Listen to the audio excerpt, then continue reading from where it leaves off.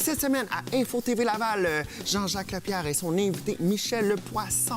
Nous avons Alex Hadot et la capacité d'emprunt lors d'un achat d'une maison. Dany Samuel, la méditation chez les enfants. Isabelle Dauphinet nous parle de l'école des grands. Audrey Gagnon nous parle de l'Halloween à Laval et des événements à venir. Nicolas Vincent Poirier, Chronique Cinéma, on parle d'un classique Halloween version 2018. Est-ce que ça en vaut la peine? Par la suite, nous avons Sylvie Lessard, rencontre pour le théâtre d'ado. Êtes-vous prêts? 4, 3, 2, 1, ça tourne.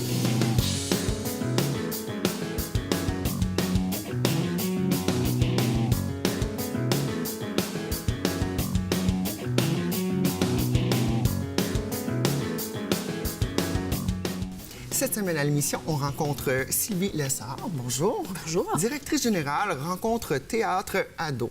Donc, premièrement, c'est une organisation qui offre des cours de théâtre. Bien, en fait, la rencontre Théâtre Ado, c'est une organisation. On est à Laval depuis 24 ans, ou presque.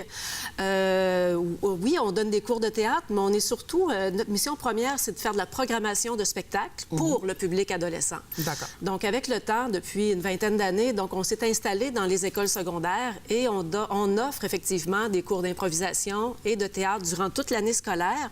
Et ultimement, tous ces projets-là, on les montre à la Maison des Arts de Laval durant le festival de la rencontre Théâtre Ado, qui a lieu, bon an, mal an, toujours autour du mois d'avril, près de la date de Pâques, pendant 2 semaines. Donc, on anime les lieux de la ville de Laval pendant un bon moment. OK.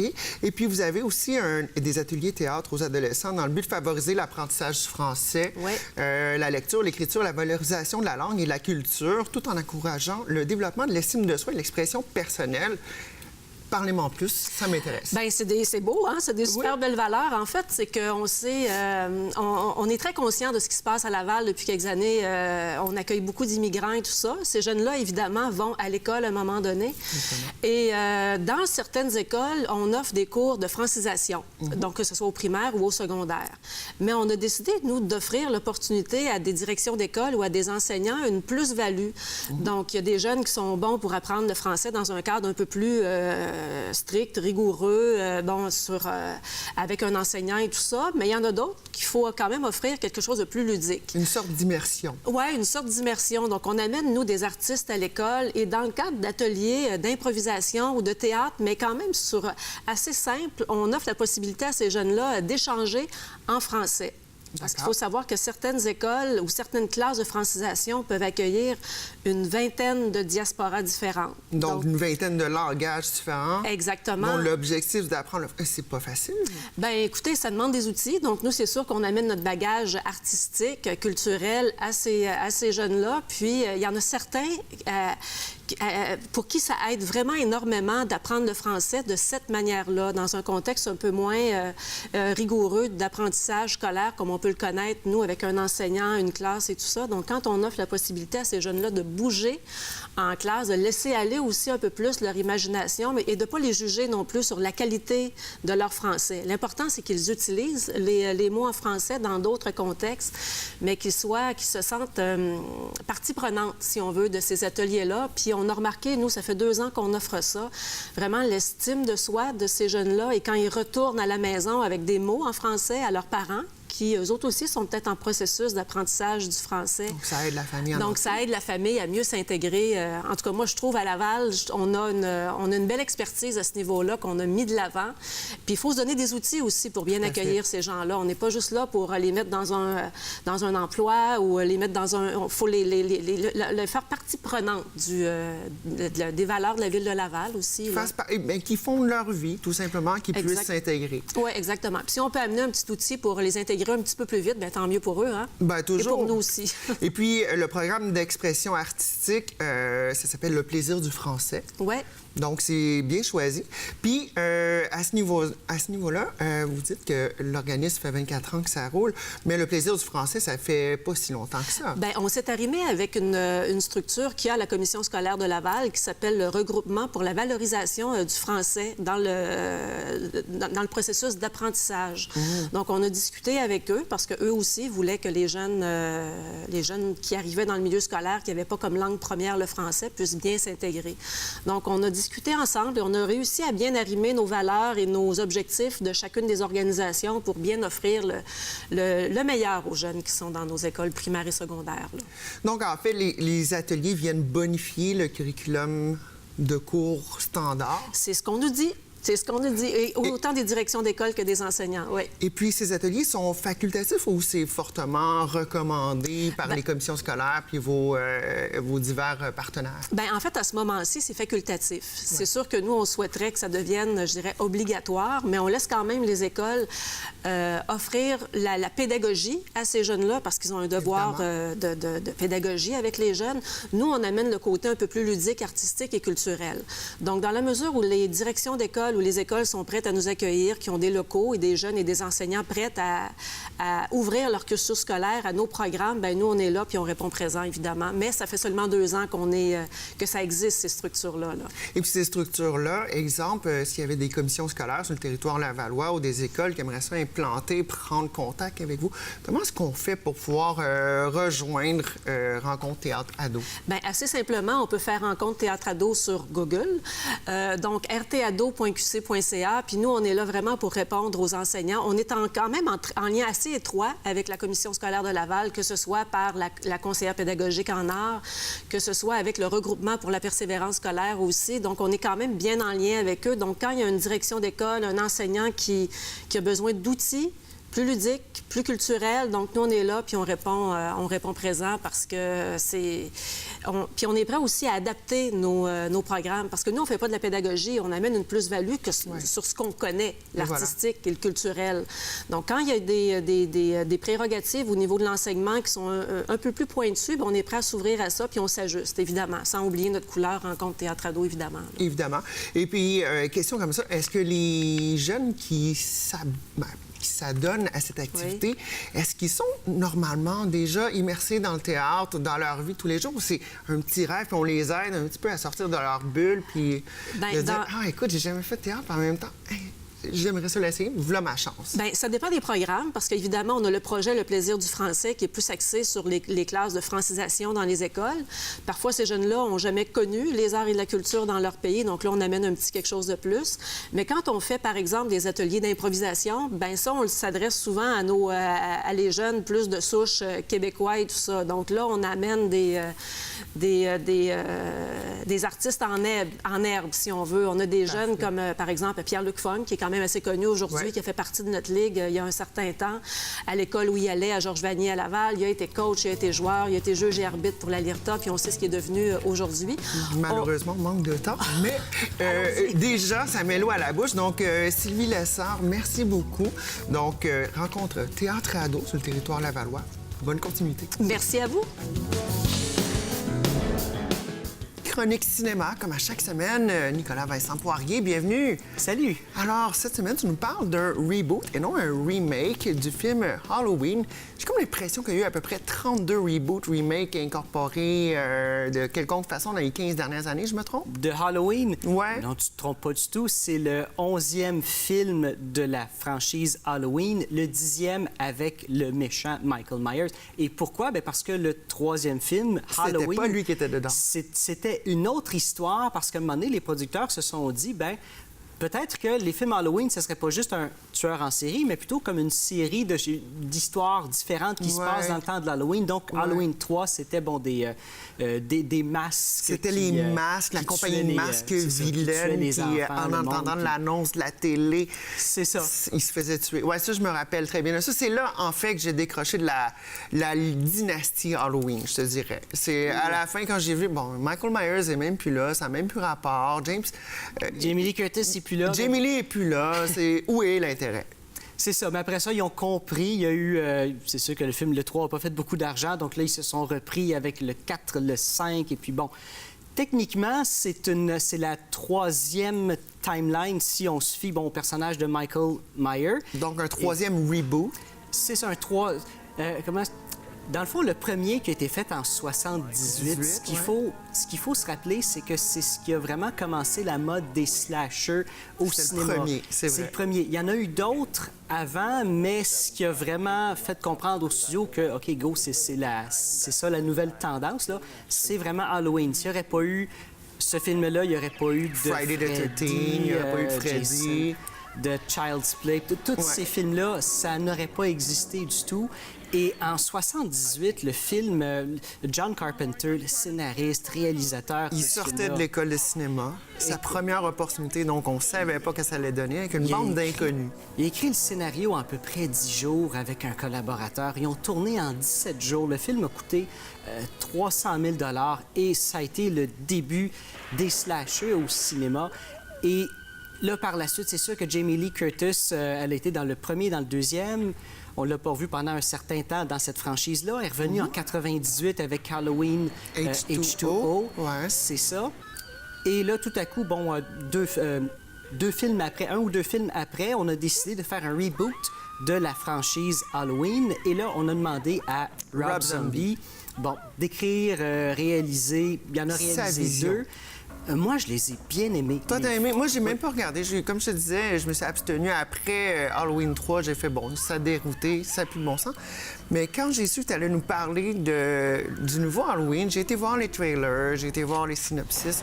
Et puis là, ça a piqué ma curiosité parce que non seulement Jamie Lee Curtis est de retour, on a rebooté l'histoire au fait où est-ce que, bon, ben Michael Myers, c'est pas un être d'outre-tombe qui meurt jamais à la Jason dans les autres films Friday the 13 et compagnie.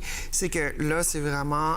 il a été enfermé pendant les 40 années depuis Halloween 1. C'est ça. Et que là, il s'évade et que là, il y a quelque chose qui se passe. Par Jamie Lee, c'est comme préparé toute sa vie, les 40 dernières années, à sortir Michael Myers de notre univers une fois pour toutes. C'est ça. Et pour ceux qui seraient un petit peu mélangés, parce qu'on l'a déjà vu dans d'autres films Halloween après Halloween 2, c'est que ce film-ci, ce qu'on dit, c'est on oublie tout ce qui s'est passé après Halloween le premier. Donc, voilà. Dans cette timeline-là, tu as Halloween le premier et tu as ce film-là. Tout le reste, on l'oublie.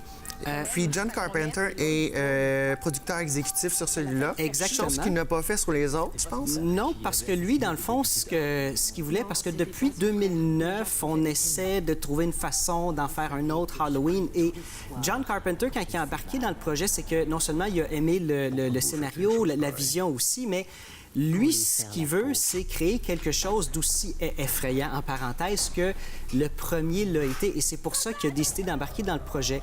Ouais. Parce que un des scénaristes et le réalisateur de ce film-ci, c'est David Gordon Green, qui a été connu, entre autres, avec des comédies de Potter comme Pineapple Express en 2008, Your Highness en 2010. Donc, c'est quelqu'un qui a eu beaucoup de succès avec les comédies. Et tout à coup, bon, il décide d'écrire ce nouveau film Halloween-là avec un de ses collaborateurs, Danny McBride, un comédien qu'on a vu dans Your Highness, qu'on a vu dans Pineapple Express, dans le même type de film. Donc, ces deux-là qui ont l'habitude de faire de l'humour de gens qui consomment de la marijuana, qui est maintenant légale. Qui est maintenant légal. Ils se sont lancés dans d'autres choses de très différents et ce que ça donne au niveau de la réalisation, c'est un très beau film. La réalisation est très bonne. C'est pas cheesy comme ce qu'on aurait... C'est pas fromagé, comme on dirait en français. Exactement. Et pour ce qui est du scénario, par contre, ça fait longtemps qu'on essaie de faire revenir les slashers au cinéma. Et il y a une raison très simple. À ça, c'est payant. Ça tout coûte le pas monde cher à faire. sait c'est quoi. Écoute, ça a coûté 10 millions à faire ce film-ci. Qui est quand même pas gros, là. C'est des peanuts. Et au box-office, à travers le monde, on parle de 91 millions dans sa première fin de semaine. 77 millions en Amérique du Nord. L'exercice financier est peut-être réussi, mais on parle cinéma. Moi, je suis fan du premier, avec le cast, l'idée originale. Et puis là, que John Carpenter s'infiltre dans celui-là un petit peu, qui se chapeautre un petit peu. Moi, c'est ça qui m'intéresse. Ton avis là-dessus? Parce que moi, je sors d'ici et je m'en vais au cinéma le voir, là. Écoute, c'est une... Si je pourrais effacer ma mémoire par rapport à tous les autres films Halloween que j'ai déjà vus, peut-être que celui-ci serait vraiment génial. Au niveau de l'histoire, je parle. Donc, pour quelqu'un qui n'aurait pas suivi l'évolution de Halloween, qui veut juste se taper un bon film d'horreur à l'ancienne, pour quelqu'un qui a juste vu le premier, celui-ci, il est très bon aussi. il y a plein de questions qu'on aborde dans ce film-ci. Bon, que ce soit un des docteurs à l'asile psychiatrique, Ouais. que ce soit les journalistes au début qui vont interviewer, qui essaient d'interviewer Michael Myers. On aborde plusieurs questions par rapport à ce personnage-là et Est-ce qu'on répond à ces finalement, questions? ben, pas assez, à mon avis, parce que le but, c'est pas de terminer cette franchise-là, parce que même si John Carpenter, son but, c'était de faire quelque chose d'aussi bon que le premier, C'est pas le c'est cas. bien dit dans les contrats des gens que, tu sais, oui, Michael Myers va revenir. C'est pas le dernier Halloween du tout. Donc, D'accord. pourquoi est-ce qu'on répondrait à toutes ces questions-là? Il faut garder le mystère, parce que le but, c'est d'en faire plein d'autres. Gardons le mystère. Halloween. C'est pas pour rien si on est censé avoir peur cette nuit-là. Cette semaine, chronique Quoi faire avec Audrey Gagnon. Salut. Allô, ça va bien? Ça va super bien, toi? Oui, mais là, c'est le mois de l'Halloween en octobre, on le sait bien. Hein, le 31 octobre, c'est Il paraît que c'est cette année que ça tombe sur cette date-là. juste cette année. Apparemment. Apparemment.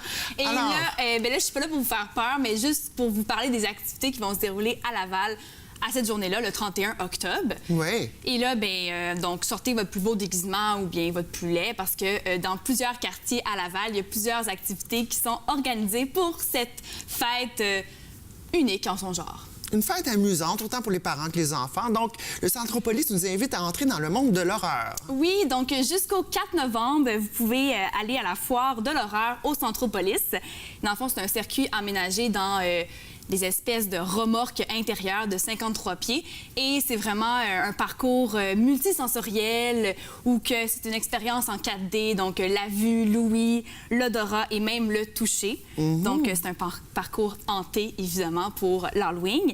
Donc, ça permet de vivre une gamme d'émotions passant de l'émerveillement à la peur. Et par contre, c'est ça, c'est déconseillé aux enfants de 7 ans et moins parce que ça fait quand même assez peur. Et Oui. pour les enfants de 11 ans et moins, il faut être accompagné parce que les sauts sont facilement... Il y a peut-être même des enfants de 40 ans et plus qui vont sortir avec des séquelles psychologiques. Là. Ça dépend du niveau de nervosité. Là. Exactement aussi. Puis évidemment, c'est la seule activité que je vous présente aujourd'hui qui coûte des sous. Donc, c'est... je vais regarder. C'est 16 $ pour les enfants et 20 $ pour les adultes avec les taxes. Donc... Mais sensation assurée. C'est ça. Pour une belle petite activité pour l'Halloween. Et c'est évidemment conseillé de venir accompagner en famille. Ne faites pas ça toute seule à la maison. Non, évidemment. Donc, et à Champfleury, on retrouve encore une fois le parcours hanté. Un parcours hanté qui revient à chaque année. Et cette année, le thème, c'est sous les portes de l'enfer. Ouh, les portes de l'enfer sont lourdes, on les entend. Exactement. Et là, et pour, en fait, avoir notre sac de bonbons à la fin, bien, Ouais. il faut faire le parcours. Mais le Ah, faut parcours le n'est pas mériter. sans embûches, évidemment. Il y a des sauts, puis la frayeur est au rendez-vous. Mais bon, c'est un bon moment à passer en famille. Et évidemment, il va y avoir des bonbons et du chocolat chaud servis gratuitement sur place. Donc, c'est au centre communautaire de Champfleury. OK. Et 31 octobre, distribution de bonbons par les policiers et les pompiers. Ah, tiens, tiens, tiens. Oui, bien, on le sait, les enfants, souvent, ils aiment les policiers, les pompiers, les déguisements. D'après moi, il va y avoir plusieurs enfants déguisés aussi. Probablement, De on cette s'y façon. attendrait. Comme à chaque année, comme à chaque année. Et Donc, voilà. les policiers, les pompiers vont sillonner les rues pour assurer notre sécurité, mais aussi pour distribuer des bonbons. Donc, ils vont être dans 3 parcs de Laval, le parc de Lausanne, le parc Marcel Gamache et le parc Saint-Claude. Donc, ils vont donner des bonbons à vos enfants. Donc, c'est une belle façon de souligner l'Halloween. Merci aux policiers et aux pompiers de Laval. Oh oui! Et on retrouve plusieurs activités dans différents parcs lavallois. Pour ceux qui se trouvent dans le quartier de Cheverny, ils pourront trouver des activités dans le parc des Coccinelles. Le parc des Coccinelles se transforme pour l'occasion, donc sous le thème des chauves-souris. La cabane est complètement redécorée pour cet événement. Donc, plaisir garanti au menu animation, bonbons et maquillage de 16h30 à 18h pour ceux qui ont besoin des petites retouches, là, ou... Une petite retouche ou ceux qui ont juste pas trouvé de costume, peut-être. Oui, c'est ça, hein? On se déguise en... Un petit déguisement gratuit. Exactement. Oui, très plaisant. Parfait. Activité dans le quartier Sainte-Dorothée au parc Marcel Gamache. Oui, de 17h à 21h. Donc, c'est une halte aux sorcières. Maintenant, on passe des chauves-souris aux sorcières. Et c'est à la place publique, donc, du parc Marcel Gamache. Et c'est apporter votre tasse si vous voulez un chocolat chaud. Ah, Hein? OK. écologique. Est-ce qu'on peut apporter une grosse tasse si on veut un gros chocolat chaud? J'amènerais une grosse tasse, mais il faut quand même en partager aux autres. Hein? OK. On amène plusieurs pailles dans notre grosse tasse. Exactement.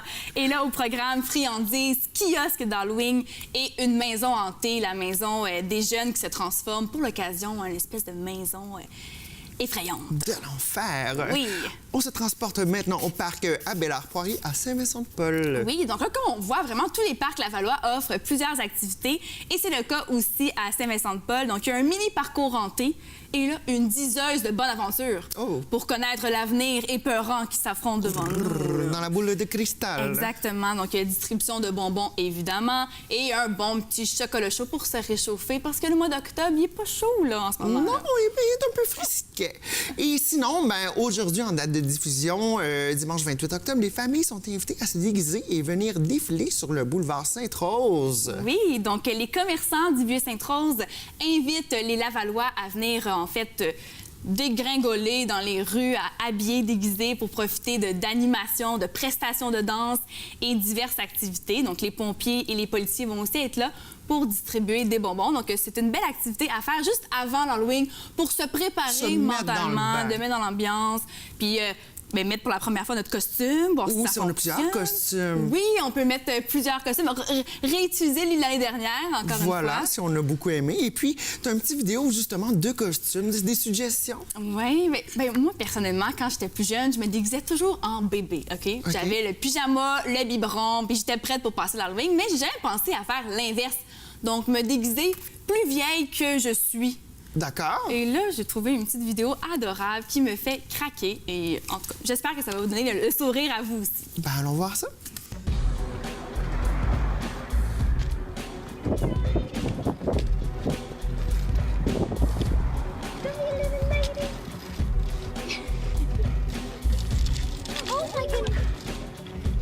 Alors, qu'est-ce que tu fais pour l'Halloween cette année? Est-ce que tu vas faire le déguisement qui te vieillit d'une quelques décennies? Malheureusement, je pourrais pas. Je suis à l'école jusqu'à 21h le mercredi. Donc, ça tombe mal, mais...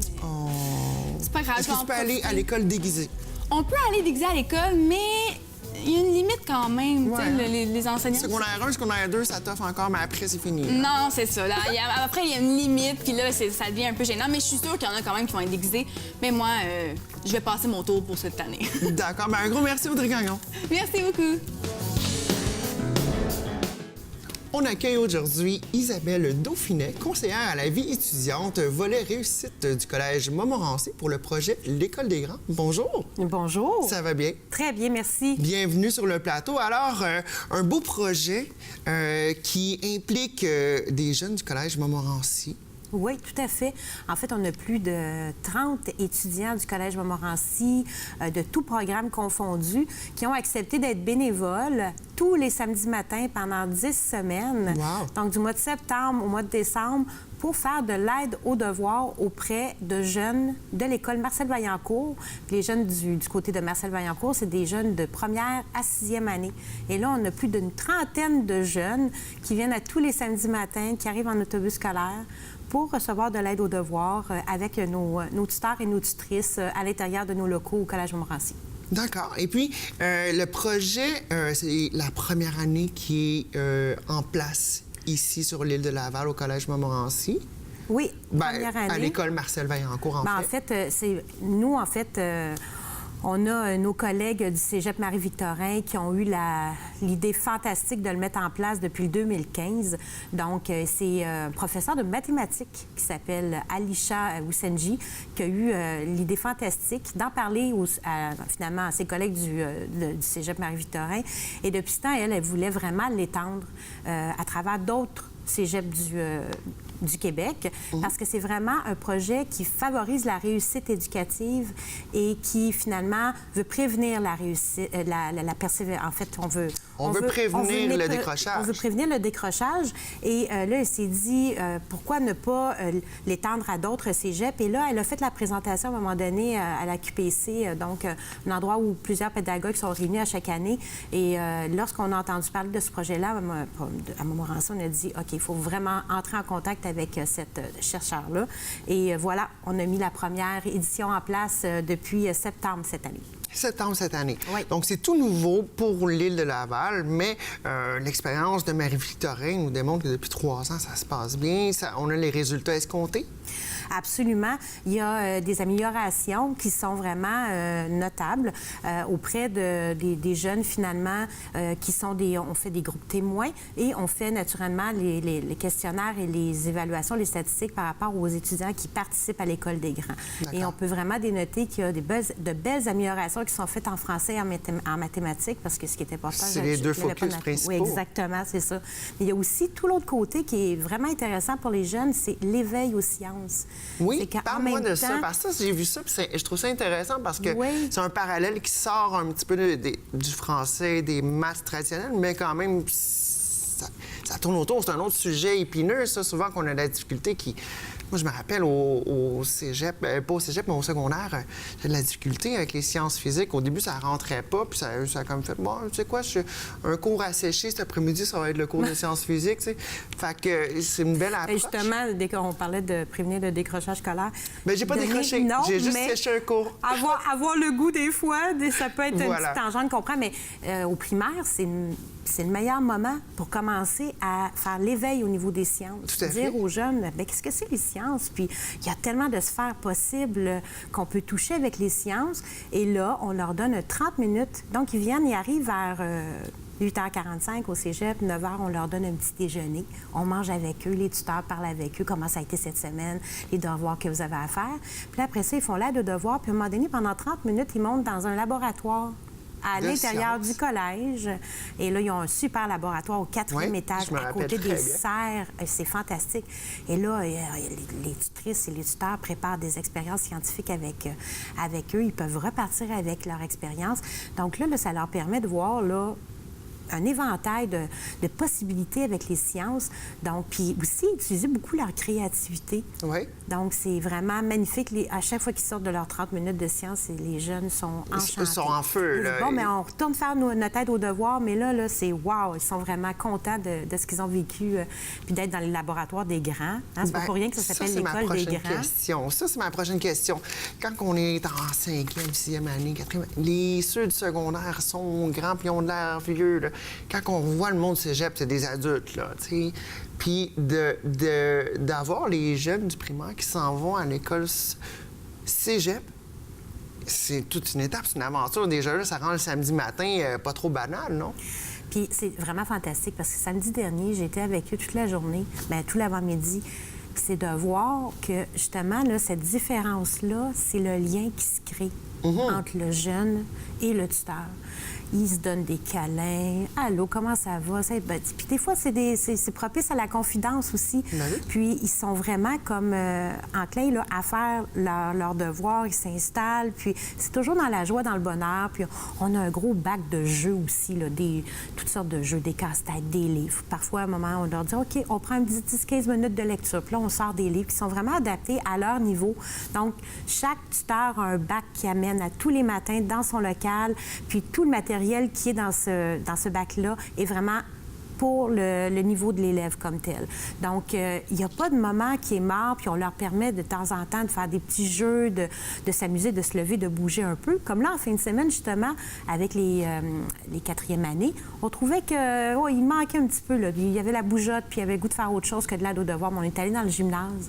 Et là, on les a amenés dans le grand gymnase du collège. Un vrai gros gymnase énorme. Et wow, c'était super. Ils sont venus, puis il y a des tutrices qui me disent, est-ce que tu sais qu'est-ce que le jeune m'a dit en revenant? Il me dit, bon, là, est-ce que maintenant, on retourne faire nos devoirs? Puis j'ai dit, wow! Motivation. Exactement. Donc, bouger, là, c'était fantastique. Puis qu'on va essayer peut-être dans les prochaines semaines d'intégrer ça à l'intérieur de notre samedi, là, un petit peu d'action, là, à l'intérieur du gymnase. Donc, l'aide aux devoirs, on n'est plus du tout à l'époque où les petits rentrent là à rebrousse-poil, puis c'est comme une retenue, en fait. Là, c'est vraiment découverte. On a comme un petit voyage dans le temps de « Hey, dans quelques années, je vais être ici, puis hey, c'est la grande école, puis puis j'ai des amis qui sont adultes, puis qui m'aident à faire mes devoirs, puis qui me montrent la science. » Il me semble que c'est fascinant, non? Ah, c'est motivant. Puis oui, c'est sûr que peut-être que parmi ces jeunes élèves-là, ça va être des futurs Montmorenciens. Puis on l'espère. Probable. Parce que là, ils viennent visiter, puis ils se rendent compte compte que hey, c'est pas impossible. Là. Moi, si je viens ici, là, à l'âge que j'ai, là, puis lui, il s'est rendu ici, c'est mon tuteur. C'est un exemple que je peux suivre. Puis moi, j'aimerais ça, faire ça plus tard aussi, aider les plus jeunes. Donc, tout ça, là, c'est inspirant. Ouais. Ça inspire autant les jeunes, mais ça inspire nos tuteurs, nos bénévoles qui viennent à tous les samedis offrir quand même 3-4 heures de leur temps. Puis là, on est dans la mi-session. Bientôt, ça va être la fin de session. Rush de session. C'est du temps, le samedi matin. Hein, c'est un moment vraiment important pour les étudiants du collège de prendre ce samedi matin-là pour étudier. Mais eux, ils ont décidé qu'ils venaient l'investir auprès de jeunes de milieux défavorisés. Parce que nous, on veut que les écoles qu'on choisit à travers dans Laval-des-Rapides ou Laval c'est en général... C'est stratégique, là. On veut vraiment C'est vraiment créer un stratégique. impact. Et on travaille en collaboration avec l'école Marcel-Vaillancourt, mais avec la commission scolaire de Laval, qui, dès janvier, on va les rencontrer pour voir quelle autre école pourrait faire partie de l'école des grands, parce que notre volonté, c'est que ça continue.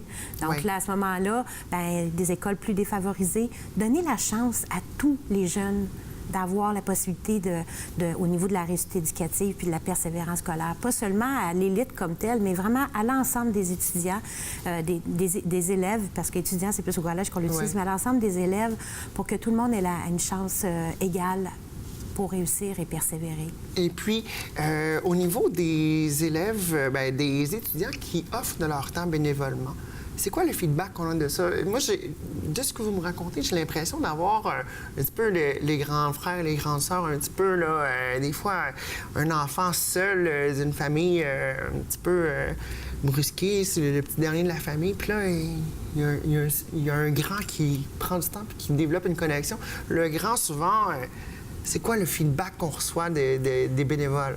Ah, ils ont hâte au samedi, ils sont contents, ils sont fatigués. Ouais. Mais ils arrivent, Une là, bonne puis fatigue. puis ils vont les chercher à l'autobus scolaire, ils les amènent, puis là, pendant ce temps-là, déjà, ils leur demandent, puis comment ça a été ta semaine? Puis t'as eu un examen la semaine passée, comment ça a été en français puis en mathématiques? Donc, le feedback, c'est que ils veulent continuer, puis ils veulent même en parler davantage pour qu'il y en ait de plus en plus de tuteurs. Parce que nous, là, notre beau défi, parce que c'est un défi, c'est pas un obstacle, notre défi, c'est d'aller chercher et de continuer à avoir des tuteurs qui vont être intéressés à faire partie de l'école des grands. Parce que nous, là, des élèves de l'école primaire, de différentes écoles primaires, je pense qu'on n'aura pas de difficulté à l'enchaîner. Parfait, parce qu'on a tellement une belle collaboration avec la commission scolaire, mais ça va plus avec nos tuteurs. Donc, comment aller les chercher? On leur donne l'opportunité d'avoir une mention à leur bulletin. Dans leur bulletin ministériel. Donc, après un 60 heures d'implication, bien, ils peuvent mettre ça à leur bulletin puis le faire valoir auprès de l'entreprise qu'ils vont choisir plus tard, peut-être. Et voilà. Alors, c'est pas la dernière année que ça va se faire. Non. Maud Cambronne pour la suite. Donc, projet L'École des grands. Isabelle Dauphinet, merci beaucoup. Ça m'a fait plaisir. Chronique méditation avec Dany Samuel. Salut, Dany, ça va bien? Oui, toi aussi? Super bien. Alors, aujourd'hui, on va parler des petites pensées qui peuvent obstruer notre esprit. On va faire des petits exercices même pour essayer de s'en débarrasser. Mais ma première question fondamentale, qu'est-ce qu'une pensée selon toi? Qu'est-ce qu'une pensée?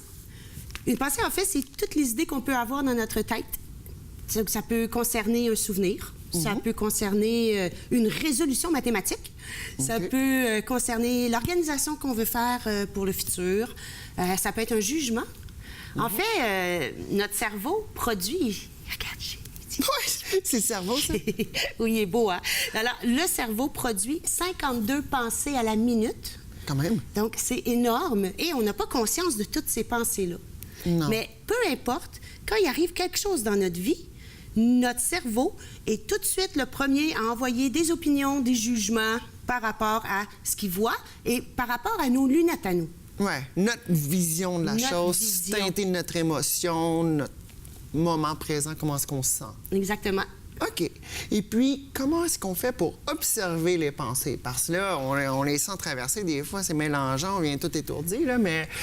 Peut-être pas étourdi, là, mais... Des fois, oui. Oui, des fois, ça peut être étourdissant. Puis, comment est-ce qu'on fait pour les observer, tout simplement? Il y a beaucoup de gens qui pensent qu'il faut penser à rien. Là, la veine pousse dans le corps. Tu sais. Puis là, c'est comme, tu n'y arrives pas. Là. Quand on médite, l'idée, c'est de pouvoir observer nos pensées et de leur laisser de l'espace. Fait qu'essaie de penser à un cheval sauvage. Si tu prends ton cheval qui est sauvage, tu le mets dans un box, il va pas triper, là. Non. Puis il va faire du bruit, du grabuge tout le temps. Bye-bye, cerveau. Je le remets ici. Il va toujours faire du bruit. Si tu laisses aller ton cheval sauvage dans le champ, là, la grande prairie, ben il va tranquillement, il va se laisser tranquilliser. Se tranquilliser. Donc, pour les pensées, c'est la même chose. On fait pas, oh non, faut pas que je pense à ça. On leur laisse l'espace. Mais, pour être capable de laisser de l'espace à nos pensées, il faut connaître notre schéma de pensée à nous. OK. Est-ce que tu voudrais essayer un petit exercice pour entrer dans tes pensées? Faisons ça. Parfait. Fait que là, pour gagner du temps, je vais te demander de te juste t'installer pour fermer tes yeux et concentre-toi sur ta respiration pendant que je vais expliquer ce qui va se passer. D'accord. Ferme tes yeux. C'est un exercice qui va durer moins de 30 secondes et à la maison, vous pouvez l'essayer aussi. Fermez vos yeux. Je vais poser 4 questions. Reste connecté avec ta respiration. Entre chaque question, je vais laisser 5 secondes. Je te demande de ne pas décider de la réponse aux questions, mais de laisser justement les pensées venir d'elles-mêmes t'apporter la réponse. D'accord. Alors, sans plus tarder, nous allons commencer et à la maison, on ferme nos yeux. Question numéro 1. Quel est ton repas préféré? Laisse aller. Ne réponds pas. Fais juste laisser aller. 5 secondes. Une bonne fondue. Deuxième question. Qu'est-ce qui te rendrait le plus heureuse dans la vie? Pense-y. Laisse venir en fait la réponse. Ne réponds pas. Troisième question. Qu'est-ce qui, dans la vie, te fait le plus peur ou t'angoisse le plus?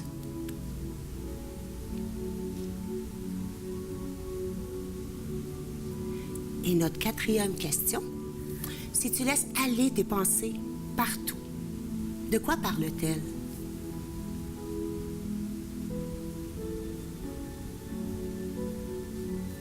OK. Et voilà, tu peux ouvrir les yeux. D'accord. Maintenant, pour la première question.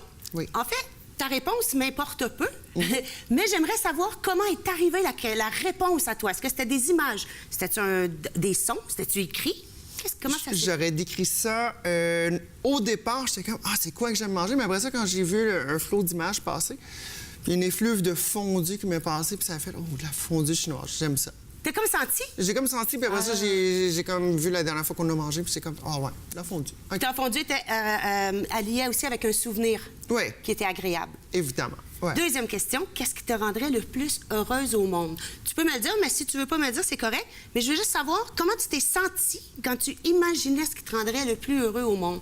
Qu'est-ce qui se passait à l'intérieur de toi? C'est comme si le plafond avait levé, puis c'est vraiment lumineux. Et puis, je me voyais tout simplement faire ce que je fais, mais au chaud. Au chaud. Dans les pays chauds. Parfait. Et ensuite, je t'ai demandé, qu'est-ce qui te fait le plus peur ou t'angoisse le plus dans ta vie? J'ai vu... je te dirais que... Comment tu t'es sentie avant de me donner la réponse? Ça m'a créé une anxiété. C'est comme venu se refermer les yeux un petit peu, je te dirais.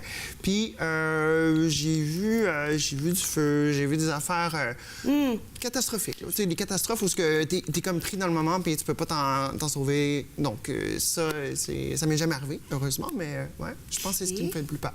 Je vais m'arrêter là, même si après, je t'avais posé une quatrième question. Ouais. J'attire ton attention sur... Ta première pensée était des images. Ouais. La deuxième, c'était un sentiment de joie. Ouais. Et en 5 secondes, tu as été capable de passer à un sentiment de peur. Tout à fait.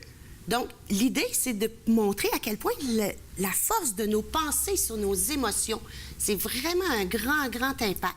Vraiment. En 5 secondes, tu passes de l'euphorie à j'ai peur puis tout. Donc, quand dans notre tête, on passe la journée à chialer, à se plaindre, à dire qu'on n'est pas bon, on n'est pas ci, on n'est pas ça... On se programme à ça. On se programme et c'est ce qu'on attire à nous. Ouais. Donc, une fois que tu sais que tu as tout cet impact-là, bien, à ce moment-là, c'est toi qui essaies de laisser tes pensées qui sont désagréables, qui ne vont pas te nourrir, qui ne vont pas t'emmener à te faire sentir bien, pour essayer de créer des pensées qui vont attirer vers toi l'abondance ou le meilleur de la vie. OK. J'ai une question pour toi. Exemple, on prend l'exemple typique. Quelqu'un il revient de travailler, une grosse journée au boulot, c'était un petit peu la catastrophe. T'es pris dans le trafic, il y a la frustration qui embarque là-dessus. Hey, je vais arriver chez nous, j'ai faim, j'ai mal à la tête. Comment est-ce qu'on fait pour se sortir de ce marasme-là? Parce que pendant qu'on est dedans, on est comme dedans. Là, c'est un genre de petit sentiment de panique, on est comme découragé. Comment est-ce que tu réglerais ça? Bien, je te dirais qu'habituellement, cette sensation-là, si on prend le temps de l'observer, elle est là jour après jour. C'est comme un automatisme de pensée. Quand je vais arriver dans le trafic, ben là, je vais me choquer. OK. Fait que le but, c'est d'essayer de changer les choses. Donc, j'arrive dans le trafic, all right, aujourd'hui, je fais différent. Je veux arriver différemment à la maison dans une autre humeur. Je dois faire différent dans l'auto. Donc, tu respires. Tu peux juste te connecter avec ta respiration. À chaque fois que tu chiales, tu peux envoyer tes pensées ailleurs. Mais il y a un truc aussi qu'on peut faire, c'est de porter un bracelet. OK. Donc, tu portes ton bracelet. J'en ai un, ça pourrait faire? Es-tu capable de l'enlever comme ça puis de le... Non. Ah, voilà. OK. Mais un élastique. Alors, tu portes un élastique. Chaque fois que tu as une pensée comme ça, maudit trafic que je t'écoeure, ben, tu prends ton bracelet, tu le mets ici. Et tu changes ta pensée.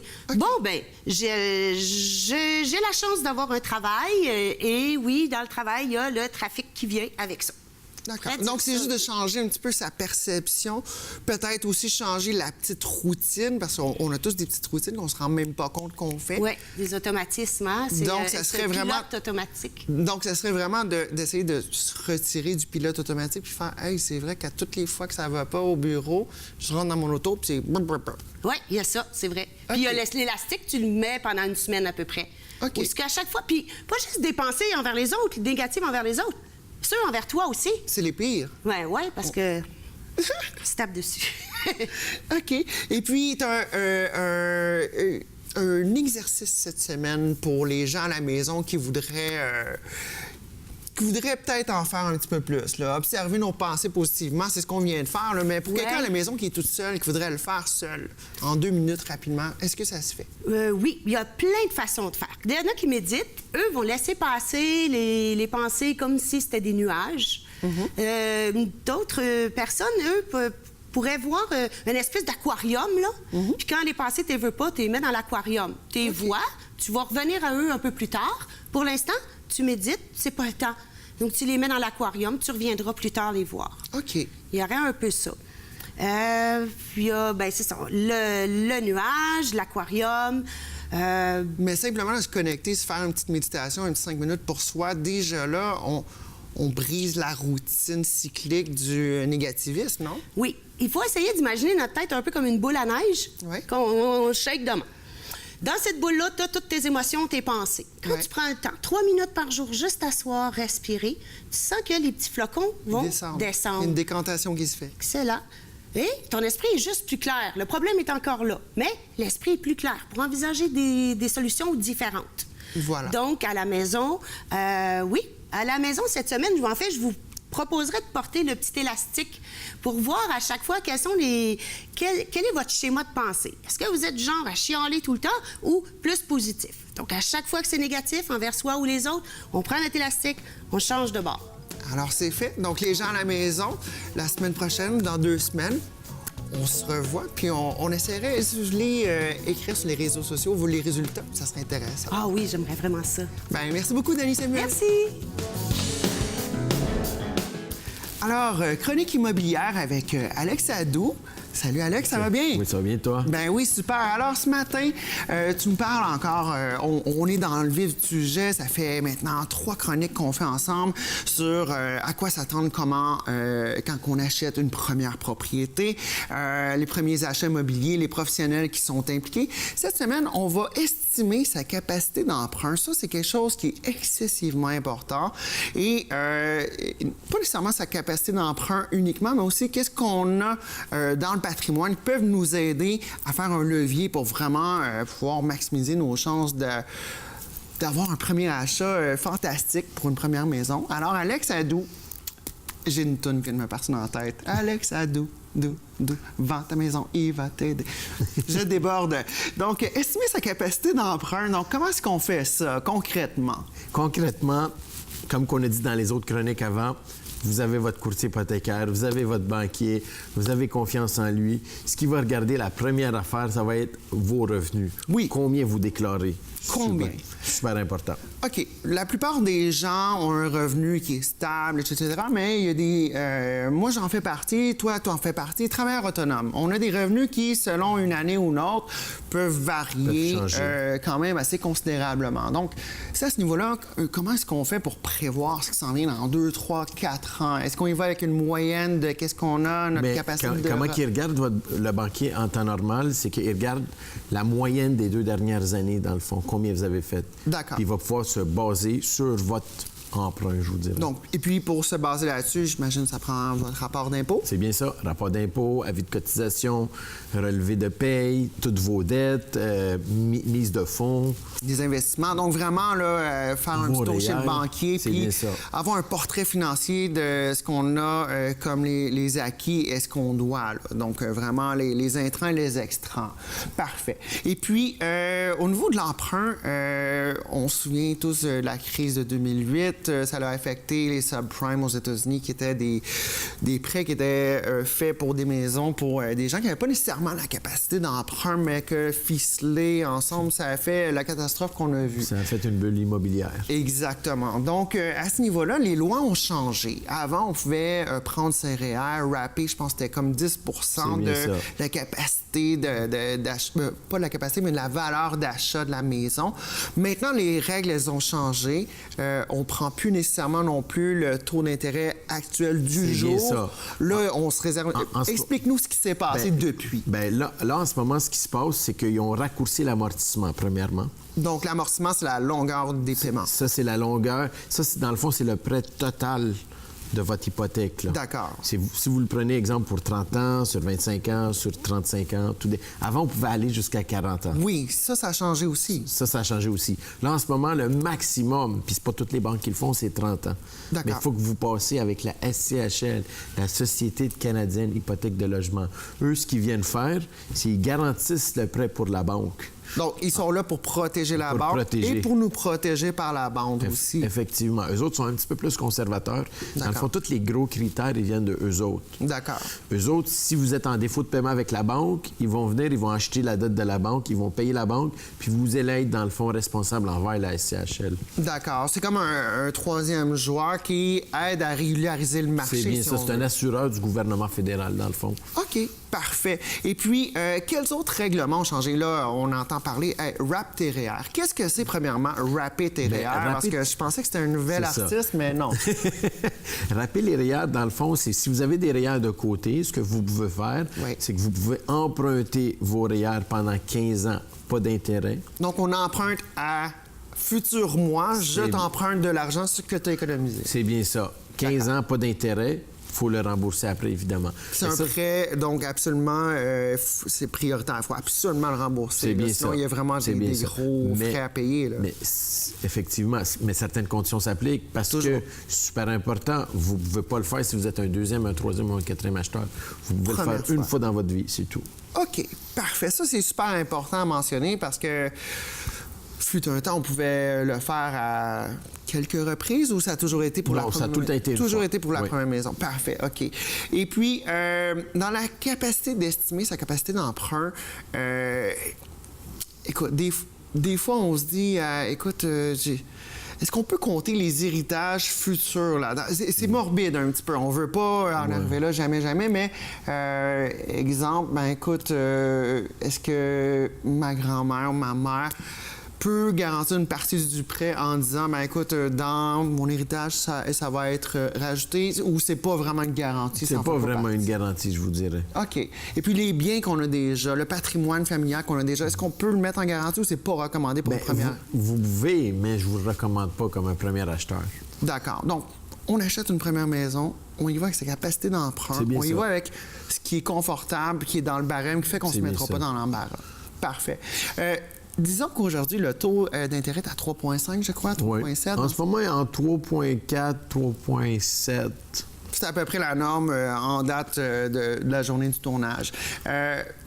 Là, la zone tampon, elle a changé un petit peu. Avant, on pouvait emprunter pour 30 ans sur le taux du jour d'aujourd'hui, mais maintenant, ça change un petit peu. Là, ça a changé. La SCHL, ils ont changé ça depuis le début de l'année encore une fois, étant donné qu'il y a eu plusieurs changements. Là, on vous qualifie sur, mettons, 5,5 ou 6, le double de votre taux. Parfait. Pour savoir si vous êtes capable, dans le fond, d'acheter ou pas acheter, là, advenant une crise immobilière, advenant une augmentation des taux. OK. Fait que vous n'êtes plus qualifié sur le taux actuel. Une autre question qui brûle les lèvres, qu'on entend souvent, le dépôt minimum pour acheter une première propriété. Est-ce que c'est 5 10 15 5 résidence familiale. 5 premières résidences familiales. Première résidence familiale, oui. Évidemment, un duplex, c'est 5 mais quand on tombe dans un triplex, un 3 logements, là, c'est 10 de mise. Pourquoi de duplex à triplex, il y a cette démarcation? Ça, c'est les exigences de tous les prêteurs. Parce que ça devient un immeuble à revenus plus important. Eux autres, ils voient comme si votre capacité d'endettement est plus la même qu'un duplex ou une maison. Parce qu'il y a un revenu potentiel. Parce qu'il y a un revenu de plus. D'accord. Alors, Alex Adou, un gros merci. Et dans 2 semaines, tu reviens nous parler des aides financières qui sont disponibles. Donc ça intéresse beaucoup de gens parce que les aides financières, on peut parler de subventions, on peut parler d'un paquet de trucs. Donc, tu vas nous démêler ça. Prochaine chronique. C'est bien ça. Dans 2 semaines. Merci. Salutations à tous. La vie politique lavalloise n'est pas facile. Mon invité fait preuve de courage, de détermination et d'implication sociale. Et je suis très heureux d'accueillir Michel Poisson. Michel, bienvenue à l'émission. Merci de me recevoir. Michel, parle-moi d'abord de ton implication sur le plan académique. Tu as une formation assez intéressante. Bien, écoutez, moi, je suis comptable professionnel agréé. J'ai fait 30 ans dans le monde des affaires, mais ma principale expérience, c'est au Fonds de solidarité. Puis je suis rentré là, j'étais jeune, le fonds était jeune, avec un Louis Laberge. Puis c'était une belle expérience. Puis tu sais, j'ai appris beaucoup de choses là-bas. On a travaillé dans des dossiers difficiles, le côté social, le côté économique, puis même des redressements d'entreprise. Bref, ça a été une très belle expérience pour moi. Puis, bien, après, je suis passé en gestion d'entreprise et dans d'autres fonctions, siégé sur des conseils d'administration et tout. Puis 30 ans plus tard, bien, je me suis levé un matin et je dit peut-être que je pourrais aider à gérer la ville de Laval. Oui. Mais ton implication, quand même, au sein de la FTQ, c'est avec M. Laberge. C'était à l'époque de M. Laberge, toi? Oui. Mais c'était un individu assez spécial, quand même. Extraordinaire. Il était un visionnaire, hein? Un leader né, un visionnaire, un gars particulièrement intelligent. C'est lui qui a mis le fonds sur pied à l'époque. C'est quelqu'un que j'ai beaucoup de respect. Puis, on a fait des choses bien intéressantes. J'étais là durant la récession de 90. À l'époque, il y a beaucoup d'entreprises qui fermaient, surtout manufacturières. J'avais joint un groupe nouveau à l'époque qui avait été créé, qui s'appelait les mandats spéciaux, donc qui accompagnait les entreprises en fermeture pour éviter que les entreprises ferment. Puis, c'était une belle expérience parce que c'était des cas difficiles, mais on apprend dans la vie avec des cas difficiles. On n'apprend pas avec des cas faciles. Puis, bien... je me souviens de ça, puis ça fait 25 ans de ça. C'est évident que c'est une expérience que tu peux mettre au profit des Lavallois actuellement. Bien, écoutez, gérer une ville, c'est une entreprise. C'est une entreprise qui est différente, qui a plusieurs fonctions, donc il n'y en a pas juste une, mais qui, à la base, les citoyens, pour moi, c'est des clients. Donc, quand tu as géré des entreprises qui ont des clients, mais tu peux gérer une ville qui a aussi des clients. C'est sûr que la philosophie, la culture d'une ville, il y a un écart par rapport à mon expérience, honnêtement. Tu es marié, tu as des enfants? Oui. Tu es un homme de famille. Pour toi, la famille, c'est important. Oui, j'ai 2 garçons. Mon épouse travaille au Fonds de solidarité. 2 gars. Le plus vieux est actuaire, puis le deuxième, il étudie pour être ingénieur. Déjà actuaire? Mais tu es talentueux parce que c'est pas facile d'être actuaire. Non, il a un bon talent. Il a 24 ans, il a terminé l'université, il est rendu à son 8e examen professionnel sans entrer dans les détails. Formidable. Donc, tu es assez discipliné, pour ainsi dire. Tu es fier de ta famille. C'est sûr. Ça se voit. C'est sûr, c'est sûr. Et pour toi, la famille, c'est important quand même avec tes citoyens. Avec tes citoyens, je pense que tu travailles socialement, tu travailles avec les familles beaucoup. Oui. Des exemples. J'ai la liste de tous les gens qui sont les nouveaux propriétaires.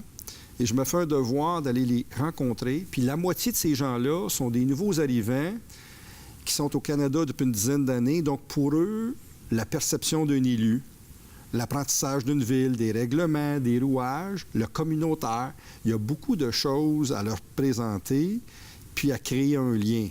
Puis ça, c'est drôlement important. Le deuxième grand élément, c'est tout le communautaire. Moi, je suis dans Vimont, qui est une ancienne ville. Donc, le fait que j'ai un centre communautaire important, mais j'ai tous les organismes, incluant la résidence Les Marronniers, qui est la plus grosse à Laval, qui est pas loin, je pense pas loin de la plus grosse au Québec, 1300 personnes. À partir de là, j'ai une vie communautaire riche. Puis pour moi, c'est important d'être présent avec ces gens-là. Bien, en fin de semaine, c'était l'exposition artisanale des fermières. C'est ça. Et ils font une tarte emblématique. Et pour la 3e année, c'est moi qui l'ai achetée. OK, ouais, bon. On a un peu de fun, amicalement, mais c'est tout de même important d'aller faire un tour. Ces gens-là, ils s'impliquent beaucoup, etc. Puis je pense que ça fait partie d'une de nos fonctions comme élus. Il y a plusieurs fonctions. Moi, je dis aux gens, un rôle de conseiller municipal, on peut le diviser en strates. Mais il y a une strate qui s'appelle le communautaire. Bon, c'est ce que je disais. Tu es considéré comme un type très polyvalent. Tu t'intéresses d'abord à la vie communautaire, aux familles, aux arts, à l'histoire aussi. Je pense que tu es passionné par l'histoire également. Bien, c'est un coup de tête, entre guillemets, j'ai lancé il y a 2 ans parce que il y a beaucoup de gens qui sont à Laval depuis peu. Puis, il y a une histoire à Laval. Comme Vimont, ça s'appelait la ville de Saint-Elzéar jadis, qui a changé de nom parce qu'il y avait trop de Saint-Elzéar au Québec. Bref, c'était juste avant la fusion qui devenait ville de Laval. Mais au-delà de ça, il y a une réalité que il y a de l'histoire, il y a des gens. L'hôpital est construit sur la terre des Dagenais. Bon, il y a plusieurs familles de Dagenais. Bref, c'est tout de même intéressant de mettre ça en relief. Puis j'avais lancé une petite série qui s'appelle « Les souvenirs de Vimont » sur Facebook. Puis j'ai des commentaires de gens qui disent « Bien, moi, c'est la maison de mon grand-père. Moi, j'ai passé mes étés là-bas. » Bref, c'est tout de même intéressant. Puis, évidemment, c'est la collaboration des citoyens. Là. Moi, je suis plus l'organisateur, mais c'est pas moi qui amène. Fait que j'ai un certain nombre de citoyens qui m'ont aidé avec des photos, avec des anecdotes et autres et autres. Puis, on continue. Bien, justement, si on parle de l'Auberge de Deux-Lanternes qui a accueilli Maurice Chevalier, Alex de Saint-Exupéry et puis beaucoup de personnalités. Fernandel aussi. Exact. Puis les gens connaissent la maison ou l'immeuble sans l'identifier. C'est sur la côte, donc du côté sud de Des-Laurentides, à l'est. C'est la maison dont les galeries sont très surélevées. Donc, mais ça, c'est intéressant de le faire découvrir aux gens que c'était comme un point de repère pour une certaine clientèle à l'époque. Tu as les familles Dagenais qui sont très vieilles aussi. Tu as les familles comme Prévost, Maurice Prévost. Tu as plusieurs familles qui sont des pionnières, des familles pionnières dans la Bigra, Bastien, Smith. Écoutez, j'ai peur d'en nommer pour n'oublier, là, mais il y en a un peu un autre. Là. Lavoie, Saint-Louis. Il y en a, là. Ah, les Saint-Louis ont une grande réputation. Réputation, c'était des bagarreurs. C'était des bons sportifs, disons. Oui, des sportifs, ils savaient ça. Michel, je pense moi, je suis très fier qu'on ait un homme comme toi en politique municipale. Ça nous prend des gens comme ça. Ça manque.